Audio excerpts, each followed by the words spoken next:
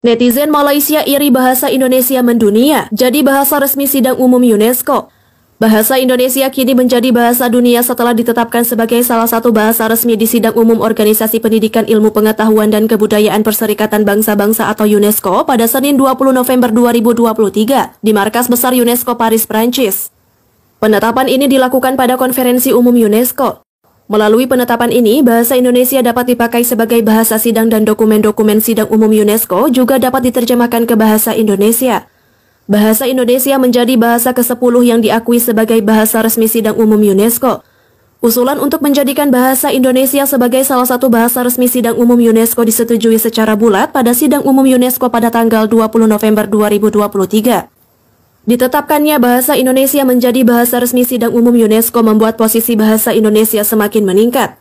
Adapun 9 bahasa lain yang diakui adalah bahasa Inggris, Arab, Mandarin, Perancis, Spanyol, Rusia, Hindi, Italia, dan Portugis. Ketua Komisi Nasional Indonesia untuk UNESCO Ice Khadijah mengatakan, dengan bahasa Indonesia menjadi salah satu bahasa resmi sidang umum UNESCO, maka bahasa Indonesia bisa dipakai selain bahasa resmi yang diakui UNESCO saat berlangsung sidang umum UNESCO yang digelar 2 tahun sekali. Pada awalnya, bahasa Indonesia diikrarkan sebagai bahasa persatuan pada Sumpah Pemuda tahun 1928. Selanjutnya, bahasa Indonesia ditetapkan sebagai bahasa negara dalam Undang-Undang Dasar 1945.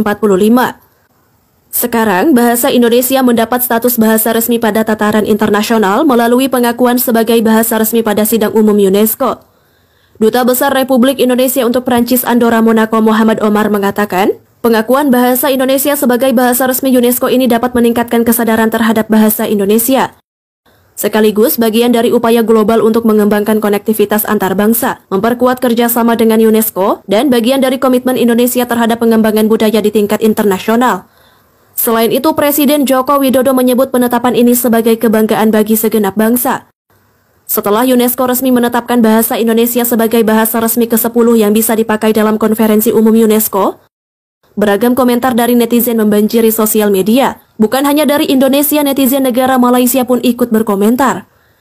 Bedanya, jika netizen Indonesia bangga dengan capaian tersebut, netizen Malaysia justru berbeda, kebanyakan dari mereka tidak menerima dan berkomentar dengan nada nyinyir dan iri.